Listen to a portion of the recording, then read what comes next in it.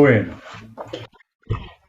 buenísimo. Bueno, vamos entonces a leer el sermón en que se expone lo que da la paz interior, ¿sí? Este sermón es muy interesante, especialmente para mí es muy interesante el apartado que habla sobre el tercer precepto, que es el hablar armónico, ¿sí? O sea, el no mentir, no decir palabras agresivas, no calumniar y no hacer chusmeríos, ¿sí? Pero da además el Buda da otra vuelta de tuerca de cuándo hablar, ¿sí? Bueno, así lo he oído en cierta ocasión. El bienaventurado residía en Sahuati, en la arboleda de Jeta, en el parque de Anatapíndica. Allí el bienaventurado se dirigió a los monjes. Monjes, sí, venerable señor, respondieron los monjes, y el bienaventurado les dijo así: monjes, os expondré lo que da la paz interior, escuchad con cuidadosa atención y hablaré. Sí, venerable señor, respondieron los monjes. Y el bienaventurado lo dijo así: no tenéis que entregaros al placer de los sentidos porque es inferior, vulgar, común, innoble e inútil. Tampoco tenéis que entregaros a la práctica de la mortificación personal porque es dolorosa, innoble e inútil. Evitando ambos extremos, el camino medio perfectamente realizado por el Tathagata hace ver y conocer, conduce al apaciguamiento, al conocimiento superior, al despertar perfecto, al nirvana. Tenéis que conocer las alabanzas y los desprecios, y, habiéndolos conocido, no tenéis que alabar ni despreciar a nadie, sino limitaros a predicar la enseñanza. Tenéis que saber discernir las clases de felicidad y, habiéndola conocido, tenéis que dedicaros a la felicidad interior. No tengáis secretos y no digáis cosas que molesten a quien las oye. Tenéis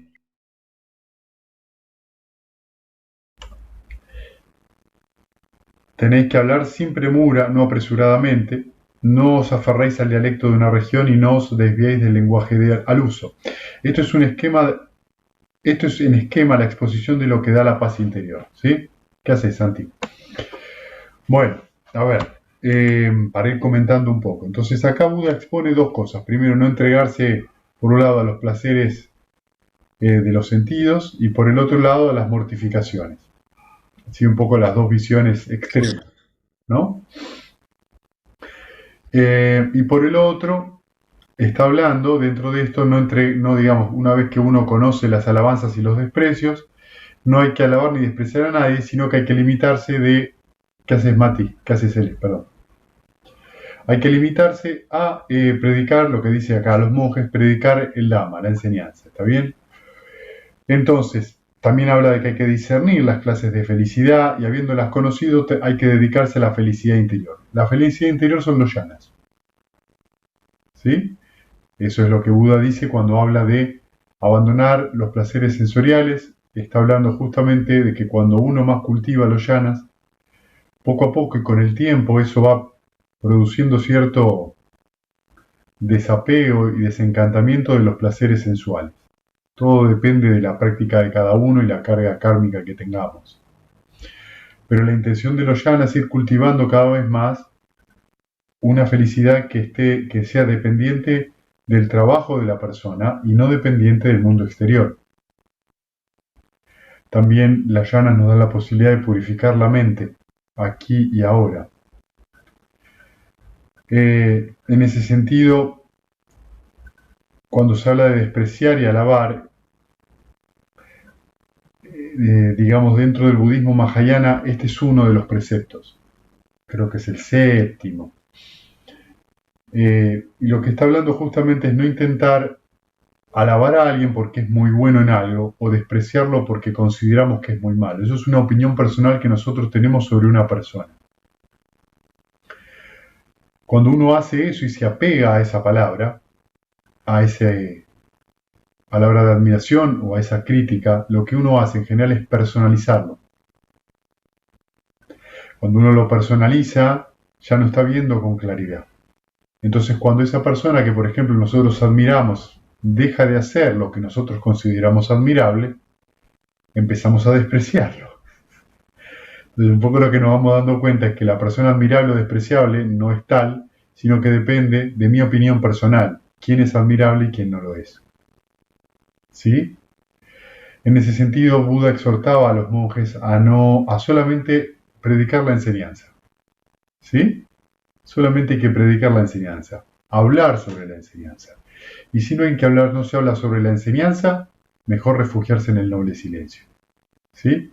Entonces eso estaba diciendo que había que tener cuidado con lo que salía de la boca de uno. ¿Está bien? Todos sabemos muchas veces que cuando la lengua se nos suelta, luego eso nosotros lo pagamos cada vez que nos sentamos a meditar, que nuestra mente retorna una y otra vez a eso que dijimos. Entonces hace que lo que verbalicemos, lo que comuniquemos, tenga que tener extremado cuidado. Uno tiene que prestar mucha atención.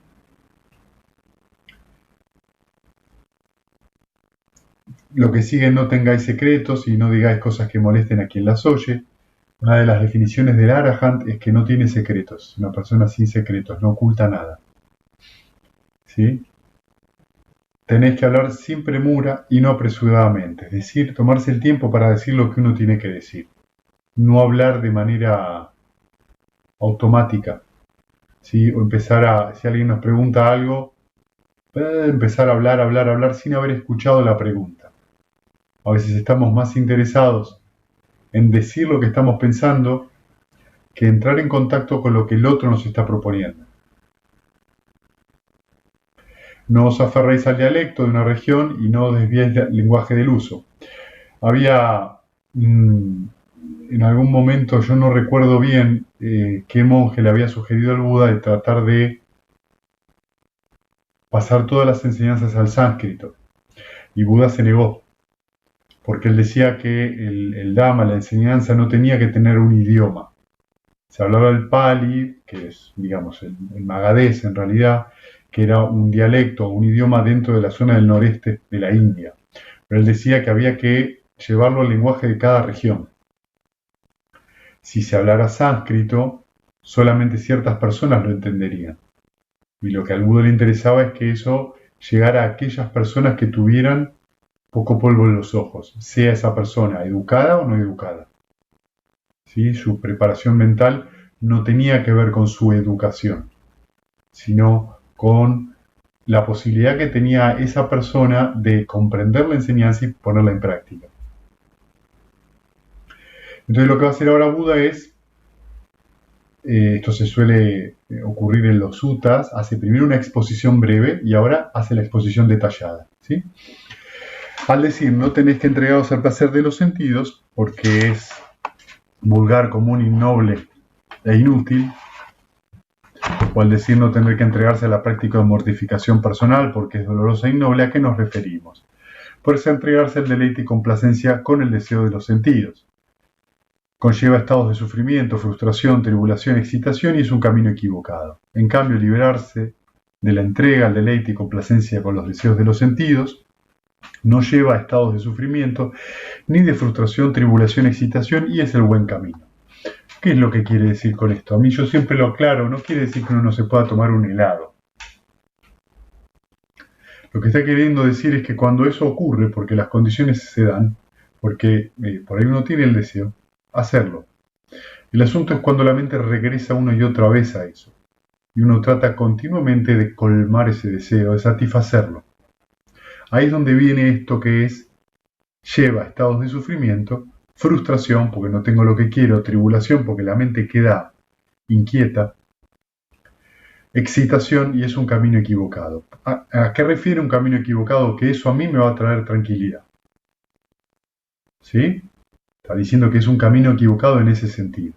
También refiere a que una de las escuelas de pensamiento heterodoxo en la época del Buda hablaba de entregarse a cualquier tipo de hedonismo que surgiera porque no creían que existía la ley del karma, entonces ninguna acción tenía fruto. ¿Sí? Entonces era una forma de verlo. La otra parte, digamos, la otra punta del extremo es entregarse a la mortificación personal, siendo doloroso, innoble e inútil y conlleva estados de sufrimiento, frustración, tribulación, excitación y en un camino equivocado. Esto es, sobre todo aplicado a los nigantas, que se dicen los suttas, ¿no?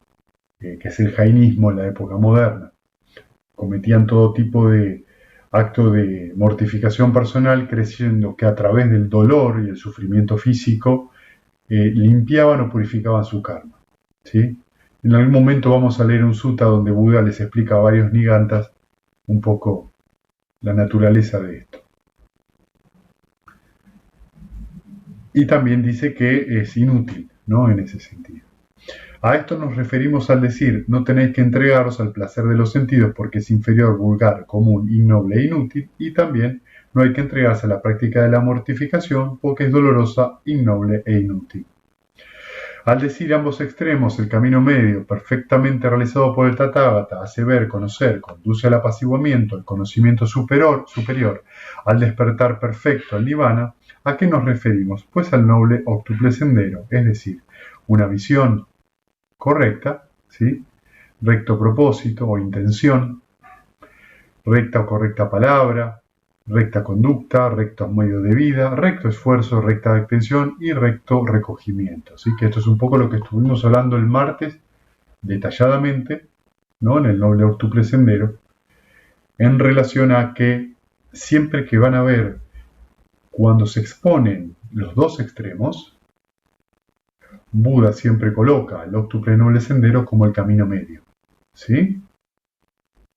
Esto tiene un montón de lecturas, pero un montón de lecturas en diferentes planos. Una es esta que estamos viendo ahora. En el sutta número 9, que es el que estamos estudiando, lo vamos a ver de un lugar mucho más profundo, que está más ligado a la visión directa de la meditación y a la visión directa de la realidad. ¿Sí? Los dos extremos también se pueden ver como hay un objeto, hay un ojo, y en el medio surge la conciencia a través del contacto de esos dos. ¿Qué es lo que en general ocurre? Nosotros creemos que yo veo. ¿Sí? Tengo los dos extremos, el objeto, el ojo, y surge esta conciencia. Yo veo. Ahí es donde surge esta idea de quién ve. ¿Quién está mirando eso que está ahí? Y esa es la idea de un poco el eternalismo, ¿no? El otro extremo es el aniquilacionismo. Y el camino medio es que lo que hay en concreto, lo único que está pasando en ese momento es la acción. Ver, nada más. ¿Sí? Ese es el camino medio. ¿Qué es ver? Una sucesión de hechos condicionados. Hay un objeto, hay un ojo, surge la conciencia y a través de eso podemos ver que hay una condición para que ocurra el ver. Pero no hay alguien que vea. Como idea, ¿se entiende? Y esto es un aspecto muy profundo de esto que está refiriendo al camino medio. ¿Sí? A veces el camino medio se sitúa como cosas, se dice, ni demasiado apretado ni demasiado flojo, el camino medio. Bueno, eso es una visión de verlo, ¿sí? Pero a medida que uno va yendo más profundo, se va dando cuenta que el camino medio siempre refiere a alejarse de estas dos posturas, del eternalismo, por la idea de alma, y por el otro lado, del aniquilacionismo, de que solo hay lo que se ve a través de mis sentidos. Y cuando desaparece el cuerpo físico, desaparece todo. Buda lo que ofrece es lo que está en el medio. ¿Sí? No es ni esto ni esto, es un proceso. Entonces, el nirvana es el despertar perfecto. ¿Qué es el despertar perfecto? Es el despertar despertarse de esa ignorancia. ¿La ignorancia de qué? De creer que hay un yo o de creer que no hay un yo. De alejarse de todas las posturas extremas. Cuando uno se aleja de eso y ve el proceso como una serie de causas y efectos, lo que cesa es el sufrimiento, porque uno entiende el proceso como algo que está dado por condiciones y no porque me pasa a mí, o yo soy el productor de esto, ¿sí?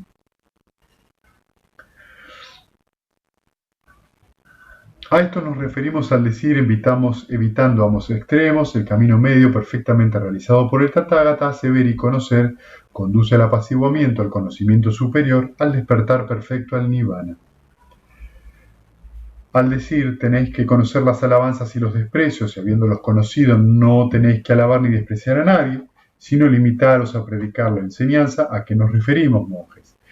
¿Qué es alabar y despreciar en vez de limitarse a predicar la enseñanza? Pues que al decir todo aquello que se entrega al deleite y complacencia con el deseo de los sentidos, soportan estados de sufrimiento, frustración, tribulación, excitación y siguen un camino equivocado, estamos despreciando a alguien. ¿Qué significa eso? Que hay una persona que hace esto y uno lo critica, ¿sí? Se lo está despreciando. Es decir, yo no lo hago, vos lo haces, vos estás mal. Se está observando un poco este dicho, por ver la paja en el ojo ajeno no vemos la viga en el propio.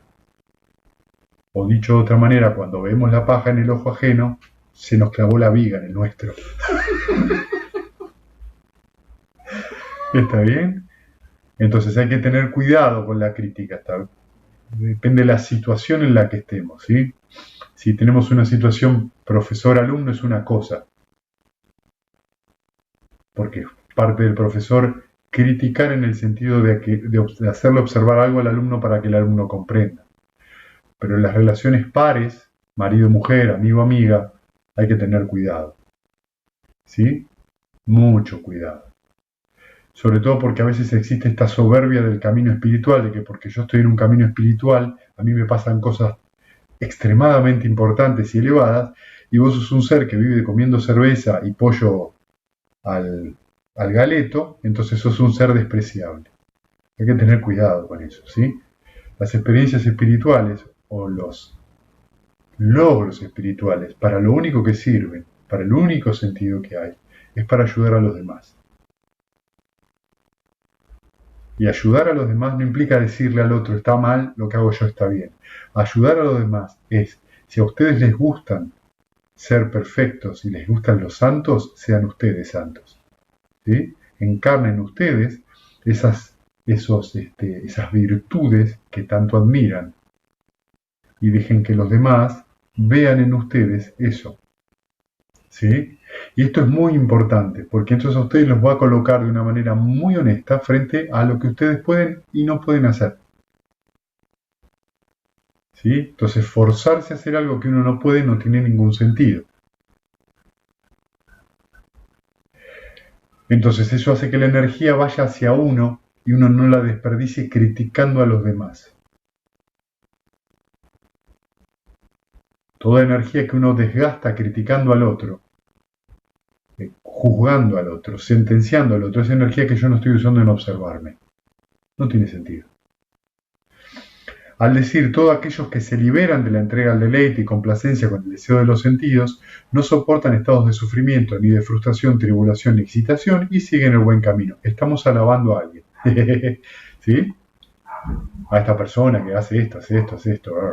¿Sí? Esto no significa que de vuelta uno no pueda hacer un cumplido. ¿Sí? Qué bien se te ve, qué feliz se te nota. Un cumplido es una cosa a veces muy generosa de hacerle a una persona, pero una cosa es hacerla como un cumplido, hacerlo como un regalo, una donación generosa a alguien, que uno siente realmente que uno se lo quiere dar. Y otra cosa es cuando uno hace eso para obtener otra cosa. En ese sentido hay que tener una intención muy clara y muy pura de qué es lo que uno quiere regalar con la palabra. ¿Entienden esto? Es regalar con la palabra. Hay que darse cuenta del poder tremendo que tienen las palabras y lo agresivas y destructivas que pueden ser. O constructivas y amorosas. ¿Sí? Al decir, todos aquellos que se entregan a la mortificación personal, siendo ello doloroso, innoble e inútil, soportan estados de sufrimiento, frustración, tribulación, excitación y siguen un camino equivocado, estamos despreciando a alguien. Todos aquellos que se liberan de la entrega a la mortificación personal, que es dolorosa, innoble e inútil, no soportan estados de sufrimiento, ni de frustración, tribulación, ni excitación, y siguen el buen camino, estamos alabando a alguien. Al decir, todos aquellos que no han renunciado a la traba del devenir, soportan estados de sufrimiento, frustración, tribulación, excitación, siguen un camino equivocado, estamos despreciando a alguien. ¿Sí? Lo que quiere decir aquí es que con esto del devenir es que son personas que nunca han alcanzado ninguno de los estados de santidad. ¿Sí? como no alcanzó ninguno de los estados de santidad, o como no es un santo, entonces es despreciable.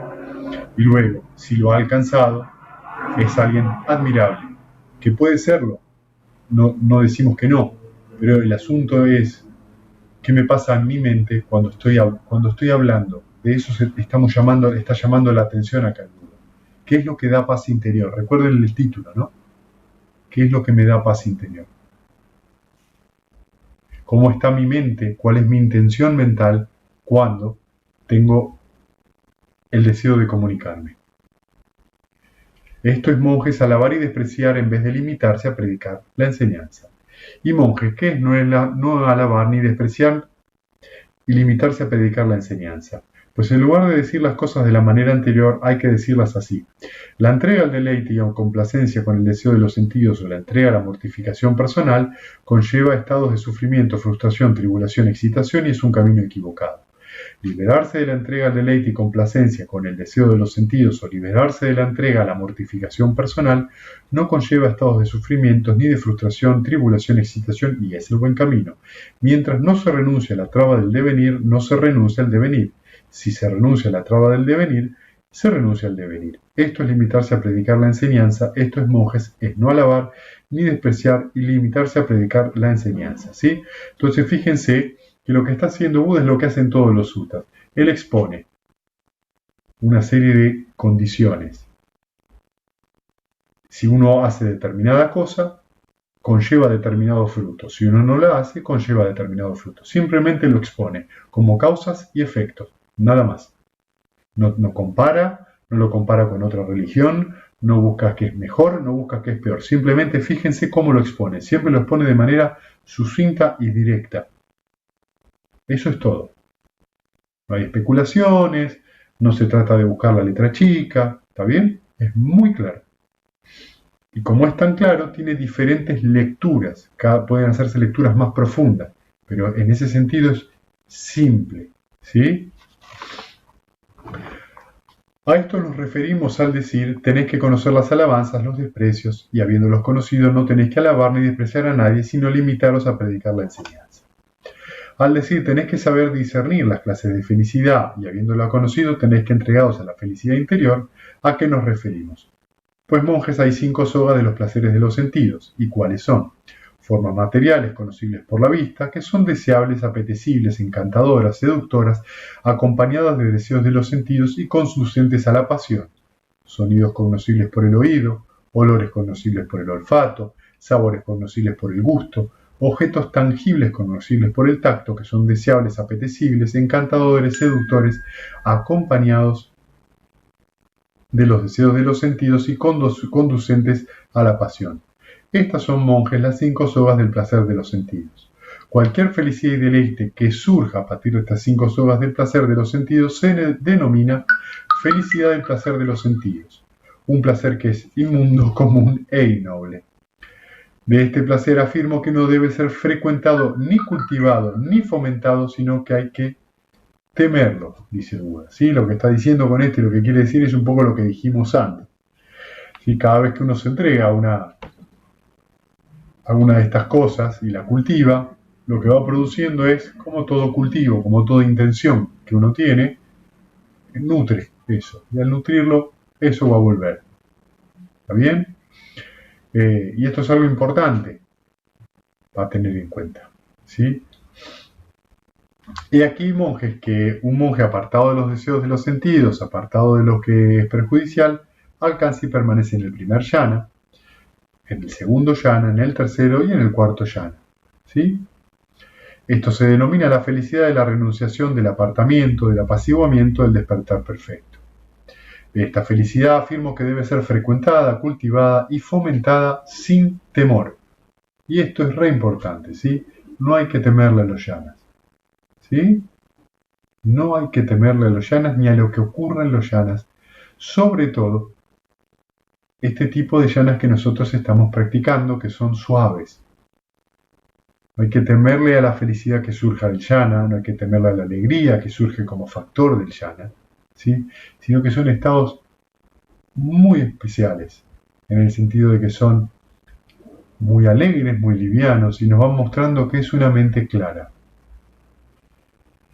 A esto nos referimos, tenéis que saber discernir las clases de felicidad y habiéndolas conocidos, tenéis que dedicaros a la felicidad interior. Al decir no tengáis secretos y no digáis cosas que molesten a quien las oye, ¿a qué nos referimos? Pues monjes, a que si se sabe de un secreto que no es cierto, verídico ni útil, fíjense, es mejor no decirlo, ¿sí? Entonces sabemos de un secreto que no es cierto, que no es verídico y tampoco es útil, mejor no decir nada. Si se sabe de un secreto que es cierto, verídico, pero inútil, ¿sí? Mejor no decir nada, ¿sí? Esta cosa que a veces ocurre cuando a alguien se le cae la leche y la persona que está al lado te dice, mirá, yo te notaba nervioso. Y sabía que en cualquier momento se te iba a caer la leche. Eso es completamente inútil porque la leche ya se cayó, ¿sí? Si se sabe de un secreto que es cierto, verídico y útil, entonces se puede decir, pero cuando sea oportuno, ¿sí? Esto es especialmente importante para aquellas personas que creen que yo voy a decir la verdad siempre cuando sea porque lo importante es la verdad. Parecería que no fuera lo mejor, porque después se encuentran con que la otra persona reacciona mal a la verdad y nos encontramos con una pelea. Bueno, las causas son que uno habló de manera inoportuna, ¿sí? Aunque tenga la razón, la verdad y el dharma detrás. Si se sabe de algo que puede molestar a quien lo oye, que no es cierto, verídico ni útil, es mejor no decirlo. Si se sabe de algo que puede molestar a quien lo oye, que es cierto, verídico, pero inútil, es aconsejable no decirlo. Si se sabe de algo que puede molestar a quien lo oye, que es cierto, verídico y útil, entonces se puede decir, pero cuando sea oportuno, no cuando la persona, por ejemplo, esté enojada. A esto nos referimos al decir no tengáis secretos y no digas cosas que pueden molestar a quien las oye, ¿sí? Entonces fíjense, ¿cuántos requisitos pone el Buda para hablar? ¿Sí? Me hace acordar la anécdota de un amigo mío.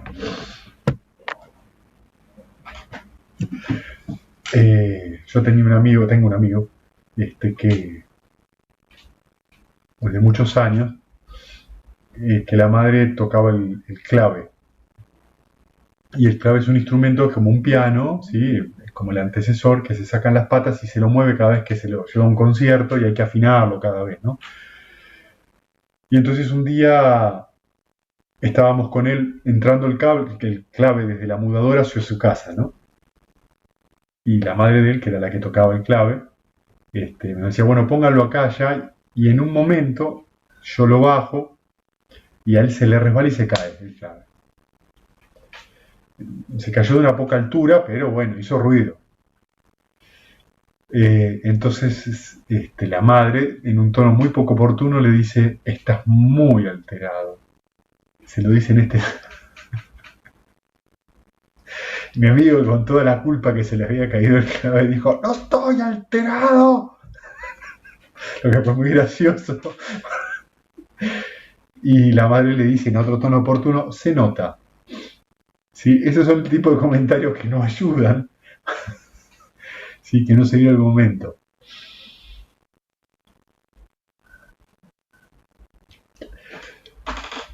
Al decir tenéis que hablar sin premura y no apresuradamente, ¿a qué nos referimos? Pues monjes, al que habla apresuradamente, además de agotar el cuerpo, cansar la mente, estropear las cuerdas vocales e irritar la garganta, no es claro ni se le entiende. Sin embargo, monjes, el que habla sin premura, además de no agotar el cuerpo ni cansar la mente, no estropea las cuerdas vocales ni irrita la garganta, es claro y se le entiende. A esto nos referimos al decir tenéis que hablar sin premura y no apresuradamente. Al decir no os aferréis al dialecto de una región y no os desviéis del lenguaje de uso, ¿a qué nos referimos? Monjes, ¿en qué consiste el aferrarse al dialecto de una región y desviarse del lenguaje al uso? He aquí, monjes, que una región llama a algo plato, en otra cuenco, en otro recipiente, en otra cacerola, en otra cazuela, en otra puchera, en otra olla, en otra perol. Pero he aquí que alguien se aferra y se adhiere vigorosamente a la terminología de una región y sea donde sea, afirma, Esto es la verdad, lo demás es falso. En estos monjes consiste el aferrarse al dialecto de una región y desviarse del lenguaje del uso. ¿Sí? Entonces esto a veces es lo que ocurre cuando uno tiene un lenguaje o una forma de hablar muy, por ejemplo, académica, y utiliza lenguaje o palabras muy elaboradas, que hace que por ahí a la gente le cueste mucho entender qué es lo que uno está diciendo. Entonces fíjense que acá es como que el Buda, cuando habla de la manera de hablar, lo que está intentando hacer de alguna forma es cómo podemos hacer los seres humanos para comunicarnos mejor. Le está planteando eso, simplemente, cómo entre las relaciones personales podemos hablar mejor. Y qué importante que es aprender a comunicarse. Qué elemento fundamental es poder comunicarse hacia adentro, es decir, hacia lo que nosotros sentimos, hacia qué es lo que deseamos, cómo expresamos nuestros deseos, de qué manera nos comunicamos hacia afuera con esos deseos, ¿no? Y cuando comunicamos eso que deseamos, ¿lo comunicamos de manera amable o es demandante? Lo que está buscando con esto es lograr una armonía en la comunicación humana. Y de alguna forma lo que nos está pidiendo es reflexionar antes de hablar. Tomarse el tiempo para decir algo, para cuando lo podamos decir, que eso tenga un buen fruto, que no nazca de esta mente contraída, de esta avidez. Si la mente está abierta y no está esta avidez, esta contracción, y uno habla con estas palabras y con estos requisitos, que el hablar sea para ayudar al otro, para hacerlo sentir mejor, para que pueda prestar atención a algo que por ahí lo ayuda, eso en algún momento va a tender a dar un buen fruto. Y esa es la intención. ¿Sí?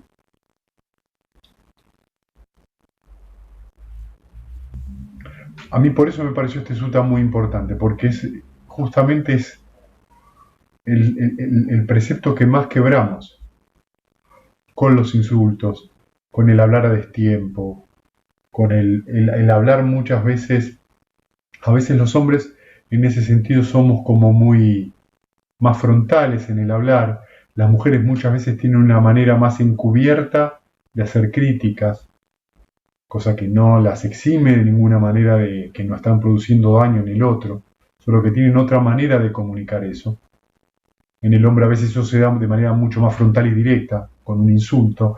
En la mujer ocurre que eso viene encubierto a través de palabras bonitas, pero el tono de voz es muy despreciable. ¿Sí? Qué lindo vestido que tenés. ¿Sí? Y esto se siente en el tono de la voz. Y si ustedes aprenden a escuchar los tonos de la voz, van a notar la intención verdadera de esa persona.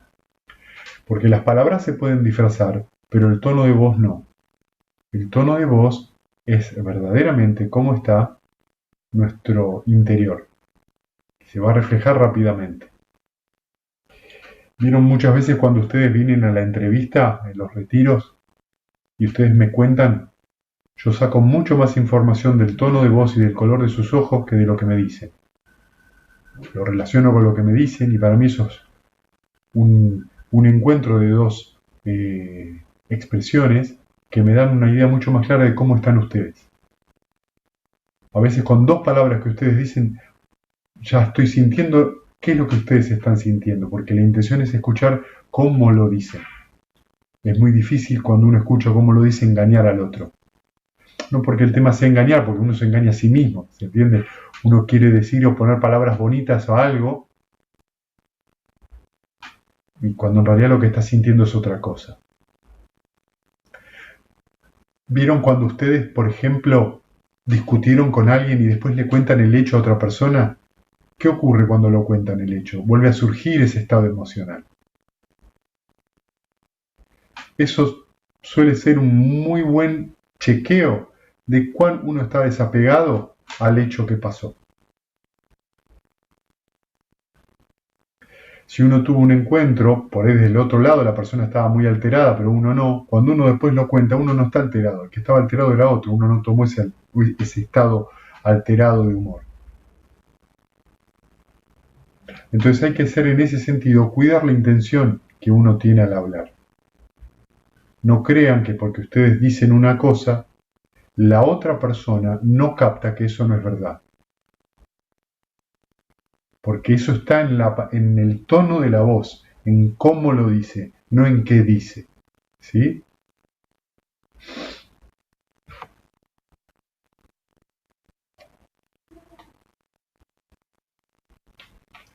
Y aquí, monjes, que entregarse al deleite y la complacencia con el deseo de los sentidos conlleva estados de sufrimiento, frustración, tribulación, excitación, y es un camino equivocado. Por lo tanto, es algo que no da la paz interior. En cambio, monjes, sí aquí hay que liberarse de la entrega, del deleite y complacencia con el deseo de los sentidos, no conlleva estados de sufrimiento ni de frustración, tribulación, excitación, y es el buen camino. Por lo tanto, es algo que da la paz interior.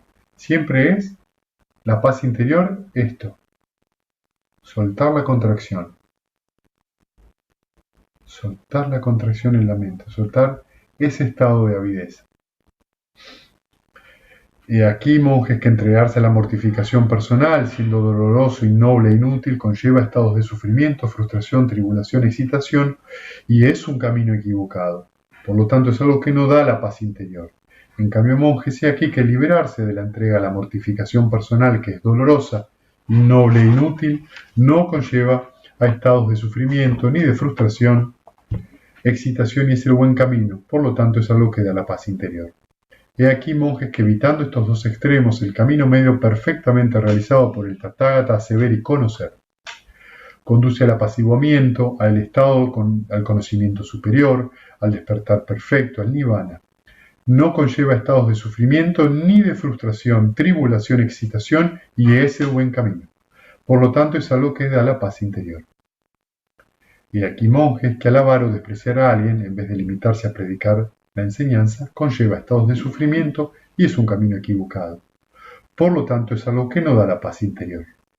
En cambio, he aquí, monjes, que no alabar ni despreciar a nadie, limitándose a predicar la enseñanza, no conlleva estados de sufrimiento y es el buen camino. Por lo tanto, es algo que da paz interior. He aquí, monjes, que la felicidad del placer de los sentidos es inmunda, común e innoble y conlleva estados de sufrimiento y es un camino equivocado. Por lo tanto, es algo que no da la paz interior. En cambio, he aquí, monjes, que la felicidad de la renunciación, del apartamiento, del apaciguamiento, del despertar perfecto no conlleva estados de sufrimiento y es el buen camino. Por lo tanto, es algo que da la paz interior. He aquí, monjes, que si se sabe de un secreto que no es cierto, verídico ni útil, o si se sabe de un secreto que es cierto, verídico, pero inútil, y se dice, eso conlleva estados de sufrimiento y es un camino equivocado. Por lo tanto, es algo que no da la paz interior. En cambio, hay aquí, monjes, que si se sabe de un secreto que es cierto, verídico y útil, y se dice en tiempo oportuno, eso no conlleva a estados de sufrimiento y es el buen camino. Por lo tanto, es algo que da la paz interior. He aquí, monjes, que si se sabe de algo que puede molestar a alguien que lo oye, que no es cierto, verídico ni útil, o si se sabe de algo que puede molestar a quien lo oye, que es cierto, verídico, pero inútil, si se dice, eso conlleva estados de sufrimiento y es un camino equivocado. Por lo tanto, es algo que no da la paz interior. En cambio, hay aquí, monjes, si se sabe de algo que puede molestar a quien lo oye, que es cierto, verídico y útil, y si se dice en tiempo oportuno, eso no conlleva estados de sufrimiento y es el buen camino. Por lo tanto, es algo que da la paz interior. Y aquí, monjes, que hablar apresuradamente conlleva estados de sufrimiento y es un camino equivocado. Por lo tanto, es algo que no da la paz interior. En cambio, hay aquí, monjes, que hablar sin premura no conlleva estados de sufrimiento y es el buen camino. Por lo tanto, es el camino que da la paz interior. Y aquí, monjes, que aferrarse al dialecto de una región y desviarse del lenguaje de uso conlleva estados de sufrimiento y es un estado equivocado. Por lo tanto, es algo que no da la paz interior. En cambio, hay aquí, monjes, que no aferrarse al dialecto de una región y no desviarse del lenguaje del uso no conlleva estados de sufrimiento y es el buen camino. Por lo tanto, es algo que da la paz interior. Por lo tanto, monjes, tenéis que disciplinaros de este modo. Conoceré lo que da y no da la paz interior, y habiéndolo conocido seguiré el camino que da la paz interior.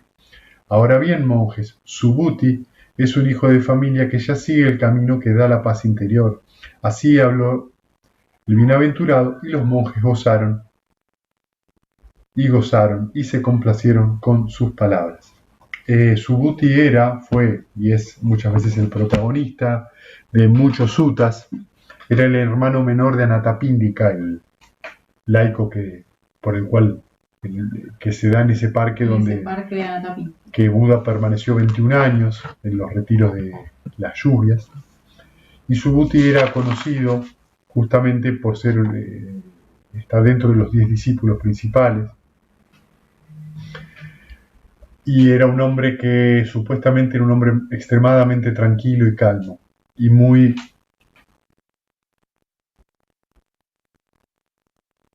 atinado a la hora de hablar. Lo van a encontrar si ustedes leen el Sutra del Diamante, que es un sutra mahayana, que el Sutra del Diamante es un sutra que es registrado como uno de los más antiguos sutras impresos. Es decir, creo que es uno de los escritos de la humanidad impresos, que es más o menos. Se descubrió una copia en el año 700, una cosa así, pero es más antiguo, por supuesto. Creo que data del siglo II o III después de Cristo.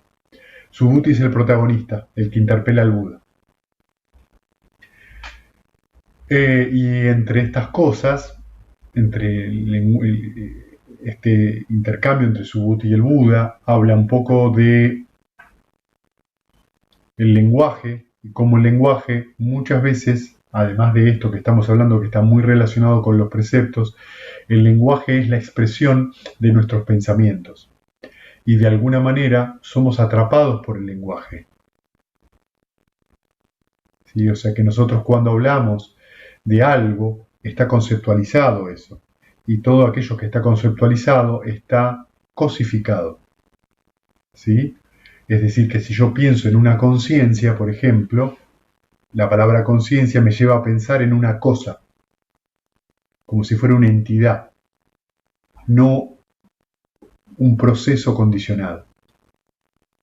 Entonces el lenguaje es parte del engaño que tenemos en relación a nuestra mente.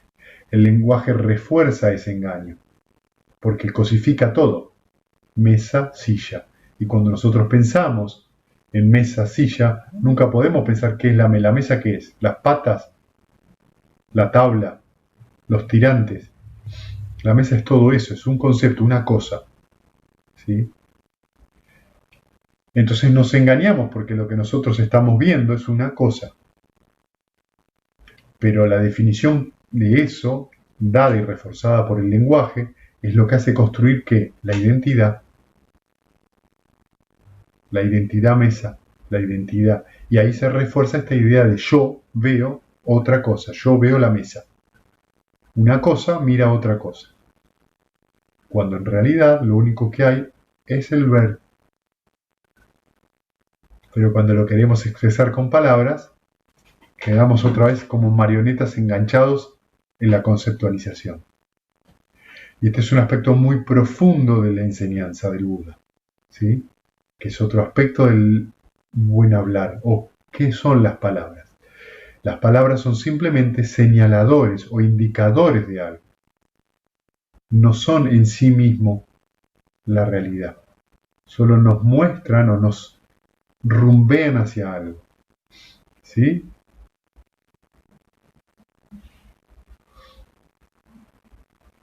Entonces lo que podemos ver es que la fuente o la causa muchas veces de este hablar, de este buen hablar o de este mal hablar, está relacionado con esa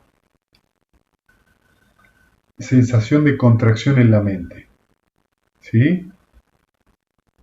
¿Cómo está mi mente cuando voy a hablar? Qué importante que es en ese sentido las 6 R's antes de hablar. ¿Estoy en un estado abierto para hablar? ¿O estoy así? pueden hacer inclusive la prueba, ¿eh? Propónganse antes de hablar, observar, y van a dar cuenta qué diferente que hablan y qué diferente es recibido del otro lado. Como las palabras tienen otra entonación, otra, y por lo tanto son recibidas del otro lado de otra manera. Muy bien, ¿tienen preguntas? Preguntas de su práctica, preguntas del sutta, preguntas de otro sutta.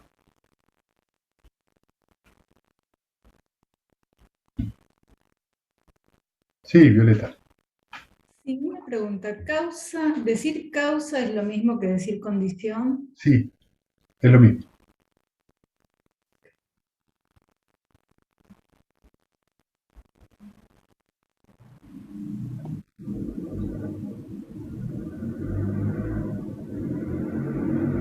Por eso se llama la ley de origen dependiente o de origen condicionado o la ley de causalidad. Es lo mismo.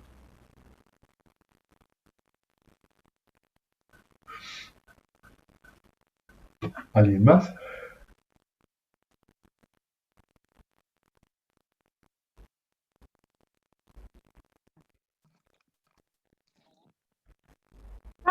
¿Se escucha? Sí. A mí lo que me está pasando con mis hijos, por ejemplo, ¿no? Que veo, están en plenas movidas de trabajo, ellos no hacen este autoanálisis o este recorrido que uno puede tener.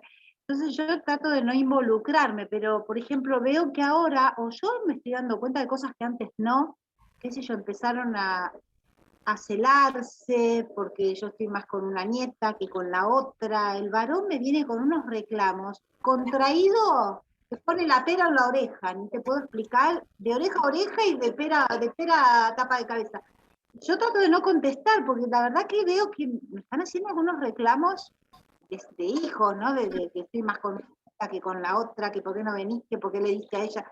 Y yo me quedo en ayuna, pues yo me siento recómoda, bien, donde me necesitan estoy, y no sé cómo encarar al varón, especialmente con mi hija mujer, bueno, por más que peleo, hablo, dialogo, qué sé yo, sabemos de qué se trata, pero en el varón estoy teniendo eso, ¿no? Que no sé si sentarlo y charlar, no sé cómo encarar lo que yo siento que veo de parte de él hacia nosotros como papás que estamos en otra etapa de la vida, ¿no? Además, en los líos que ellos se meten de comprar cosas, etapa. Y digo, bueno, nada, mi pregunta es que realmente estoy ejerciendo bastante el silencio.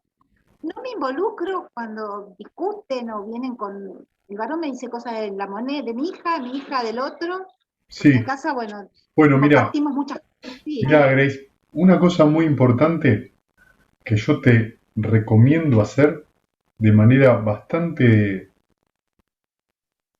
clara y firme, cuando uno de tus hijos viene a hablar del otro, lo cortás en seco y le decís, todo lo que vos quieras hablar bien de tu hermano es bien recibido. Todo lo que querés hablar mal de tu hermano o de tu hermana, anda a decírselo a él o a ella. Si es para hablar, si es para No, hablar. ¿Cómo? nunca me había pasado ni de chiquito, y ahora, viste, o yo lo siento diferente, aunque no me involucro, contesto un poco, como vos decís, veo lo bueno de los dos, y no entro en eso, pero claro, me dan palo a mí como loca, No, me no, dan no, palo. no, no, pará. Lo que vos tenés que entender es que vos no tenés que escuchar chusmerío. No tenés por qué escucharlo el chusmerío.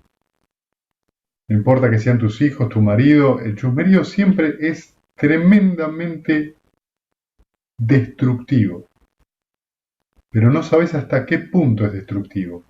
Porque el chusmerío lo que hace, primero y principal, todo chusmerío es mentira. ¿Sabes lo que hace cuando uno escucha el chusmerío? La mente de uno empieza a dudar. Porque lo que no sabe es si es verdad o no.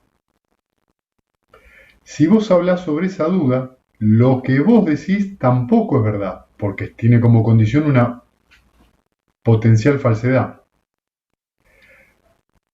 Entonces, además de que uno habló sobre esa duda, empieza a hablar de manera dudosa y empieza a ejercer la mentira. ¿Qué produce esto a la larga cuando uno se lo cultiva? Que la gente no te crea, no sos confiable. O que la gente, mucho peor, no te tome en serio. Porque como lo que decís nunca siempre está colgado de los piolines, porque no se sabe,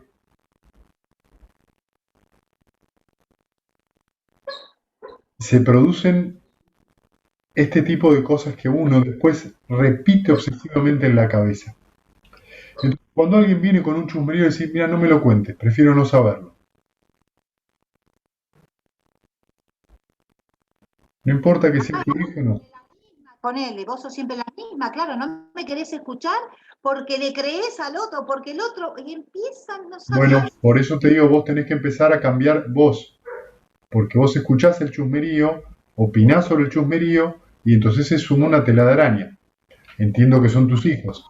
Poniendo el bien del otro, digamos, no es que opino. No importa, no importa si es el bien, el mal o sea, no importa. Fíjate lo que dice el Sutta, no importa, no hables así de nadie. ¿Querés hablar, hablar? Si querés venir a criticar, no. Pero si vos querés hablar de resolver un poco, ¿para qué hablamos así? ¿Cuál es la intención de que yo voy y te digo, mira Graciela, porque vos, las plantas, no me las cuidás, son horribles y se mueren? Sí, Está por darte un ejemplo, ¿sí? sí. Y si vos me decís, perdóname, ¿qué problema tenés? ¿Qué querés que resolvamos? No, porque en realidad vos te fuiste. No. ¿Cuál es el problema que hay que resolver? ¿Cuál es la acción que hay que cambiar? No qué persona yo tengo que criticar. Hay que cambiar una acción. ¿Se entiende cuál es la diferencia? Claro, ¿Qué cosa en concreto hay que modificar? ¿Sí? Pero hay que ser muy firme a la hora de eso, ¿eh? ¿Qué es lo que vos necesitas? ¿Qué necesitas? ¿Esto o aquello? ¿Qué necesitas? ¿Que yo y después vaya? te digo si lo puedo hacer o no. Punto. Ahí termina la absolutamente comunicación. todo. Cuando uno determinada cosa no puede hacer, como por ejemplo, darte un montón de plata para pagar tus deudas, ponele por decir, que está Sí. ahora todo un tema de tironeo de eso. Sí. Yo estoy en esta etapa de mi vida ahora, ¿viste? Nunca Sí. me metí en ninguna parte, porque no necesito más de lo que tengo y ellos Ah, compran lo que perfecto. no necesitan. Entonces cuando vos le decís esa verdad, ¿no? O que no podés, ahí no les gusta tampoco, ¿viste? Pero eso es otro tema, Grace. Eso es otro tema. Pero vos ahí estás juzgando lo que hicieron o dejaron de hacer. Yo creo que lo que vos tenés que... No. Yo creo que lo que vos tenés que revisar, y te digo esto porque te conozco, Sí. no es eso que vos estás diciendo. A vos no te gusta, lo que a vos te produce aversión y rechazo, es que la otra persona, especialmente si son tus hijos, se sientan mal ante una negativa. Ah, Entonces vos te tratás de disfrazar del Papa y de Batman al mismo tiempo para que ellos estén sonrientes. Lo que termina pasando y que vos tenés que tener en cuenta es que si al otro no le gusta, es un problema del otro. pero hay que bancarse eso, te digo. No hay que bancárselo, no hay que bancárselo porque cuando uno lo que hace es disfrazarse del Papa, el Batman, Superman y Anteojito, es que al final vos terminás completamente en contradicción con vos misma, tampoco lo conformás al otro, porque es un capricho que no tiene fin, no se aclara el entuerto, porque lo que se trata es satisfacer eso, el entuerto sigue estando y vuelve, y después vuelve, porque no es que se aclara. Entonces, exactamente, el problema es que vos tenés que aprender que la gente te va a querer igual, aunque vos le digas que no. Que lo que la gente le gusta es la claridad. Y que lo que uno teme es que la persona de enfrente a uno lo deje de querer. No. La claridad siempre va a traer, eventualmente, unión. Pero si yo lo que trato de hacer es ser un bombero y todo el tiempo salir a tapar agujeros, después vos te sentís mal, tenés una mala reacción, discutís porque estás incómoda y la única que se metió en camisa de 11 varas fuiste vos. ¿Por qué? Porque ¿qué es lo que está de fondo? El miedo. ¿El miedo a qué? A no ser querido. Y vos te vas a dar cuenta que muchas relaciones humanas se basan en el miedo a no ser querido y por eso uno entrega cosas o hace cosas por el otro que después termina peleándose con el otro porque el otro las desprecia y dice, ¿cómo? Encima que yo hice esto, el otro ni me lo agradeció, porque vos tampoco se lo diste. ¿Por qué no se lo diste? Porque se lo diste pensando en el otro, no en la claridad de la situación. ¿Para qué me sirve el precepto, Graciela? ¿Para qué me sirve el precepto? Para entender que es una mente abierta y que no. Una mente abierta es una mente que va a tener la visión clara en la situación. Si hay chusmerío, no hay que hablar. Si la otra persona está enojada y está diciendo insultos sobre otro, no hay que hablar. No es el momento. Y tampoco hay que colmar deseos en esa situación. Porque si no, se genera una situación que es confusa siempre. ¿Por qué? Porque las semillas mentales son confusas. Porque hay enojo, porque hay turbiedad mental, porque hay un deseo codicioso del quiero lo que quiero, no importa cómo sea, y eso siempre trae más líos. Y es un ciclo que se repite como una tendencia emocional habitual que trae sufrimiento. Entonces, en ese sentido, sí, uno tiene que ser valiente. ¿Valiente de qué? De aceptar la visión clara y la calma. Y el otro no le gusta, y no le gusta. Que se enoje, ok, que se enoje. Lo que no quita que una vez que se le pase el enojo, uno puede hablar de otra manera y puede acercarse a la otra persona de otra manera y la relación pueda cambiar. Entonces, si la relación cambia, lo que cambia es la acción y la otra persona va a saber que eventualmente va a sentir ese cambio. Quizás no el primer día, pero a lo largo de los meses, si uno cultiva esa claridad, eso funciona. Y te digo que funciona porque yo lo he visto en relaciones muy largas. Relaciones de hermanos, relaciones de padres e hijos. Cuando la persona tiene la determinación a ser claro interiormente y no estar todo el tiempo haciendo fuerza para agradar. ¿Entendés? Las personas no me quieren, no te quieren a vos porque vos le das lo que querés. Lo que quieren. Eso lo que, perdón, sí, gracias. Lo que quiere el otro. ¿Sí? El amor de verdad no es eso. Eso es, yo te quiero porque me das lo que yo quiero, es te quiero porque me conviene. Como es otra etapa la de ellos, para mí también es nueva para todos esta etapa, ¿viste? No Como que veo es verdad, no es verdad, ¿eh? No es verdad, Graciela, no es verdad. Revisalo eso, revisalo y revisalo con otras relaciones que vos tuviste a lo largo de tu vida y te vas a dar cuenta que acá la única constante es tu tendencia emocional, ¿eh? Fíjate, Ok. revisalas con tus jefes, revisalos con tus compañeros de trabajo, no, y te vas a dar cuenta, yo te conozco, eso es algo que a vos te pasa y que vos reaccionás siempre igual ante la presión externa. Y ante la presión externa, vos actúas así. Y eso trae mucha confusión, porque el otro siente que puede apretar y nunca tiene algo claro. Lo que termina pasando es que vos actúas por detrás. Y eso trae un montón de conflictos, porque actúas por detrás. Actúas por detrás porque sentís que de frente la gente te va a quitar el saludo. No es verdad, no es verdad. La gente no quita el saludo porque vos sos clara. Y es una oportunidad que vos te perdés para sentirte en paz y tranquila con tus decisiones. Y que no sabés cómo te va a cambiar la meditación. ¿Sabes qué hay de fondo de eso? Que uno cree que es mercadería averiada, que no me van a querer si no hago lo que el otro quiere. Si yo no soy buena chica, no me van a querer. Porque ser buena chica implica o ser buen chico implica llenar los deseos ajenos. No es verdad. Eso no es así. Eso no es afecto y no es amor. Vos sabés lo que es amor-benevolencia cuando lo evocás. Eso es amor-benevolencia. Eso no tiene barreras y no tiene identidad. Esa falta de identidad es lo que lo transforma en un sentimiento elevado. Es lo que transforma en que la mente se abra. Es lo que te hace ver la relación tal cual. Y hay que animarse a eso. Por eso digo, si vos te comprometés con la meditación y con la práctica y empezás a llevar eso con una actitud calma y amorosa a todas tus relaciones, te va a cambiar la vida así.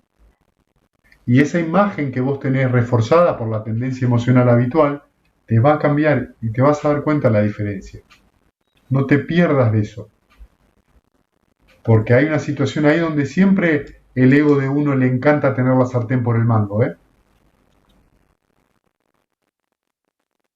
Y en realidad cada vez que yo tengo la sartén por el mango, también la sartén me tiene en mi mano, ¿eh?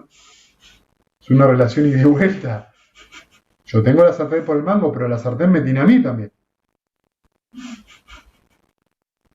Y esto es algo que siempre es así. Y está muy sutil en la mente, no es el otro el asunto, ¿eh? El asunto es cómo yo reacciono ante el miedo de que el otro no me acepte. Está muy sutil. Lo que pasa que, bueno, son varias cosas que no vienen al caso ahora, pero igual todo termina dentro de uno. Si no, no pasaría, no te estaría hablando como te hablas. Así que me tiene que quedar siempre bien en claro, ¿no? Claro. Por eso te digo que si lo querés reflexionar, amplialo a un montón de relaciones y te vas a dar cuenta. Claro, porque yo creía que como estoy produciendo, porque tengo cambios, los veo, noto muchos cambios, pero evidentemente no son tantos los cambios. No importa eso. Estoy notando la tendencia emocional. No importa eso. No importa si son muchos, pocos o medianitos. Lo que vos tenés que entender es observar esa sensación de contracción. Observar cuando la mente se vuelve dura. Observa cuando entra el conflicto y te vas a dar cuenta que de fondo estás teniendo miedo en esa situación. Miedo de que tu familia se pelee, miedo de que tu familia discuta. Bueno, ese miedo te hace tomar decisiones que llevan a más miedo y a continuarlo. Soltalo, el miedo no es un buen consejero. Nunca lo fue. Desde la mente abierta uno va a tomar otro tipo de decisiones. Está bien. ¿Sí? Sí. Gracias. Sí. Frutos.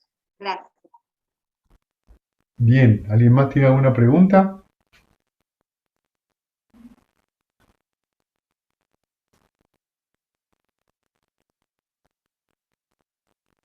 Bueno, muy bien.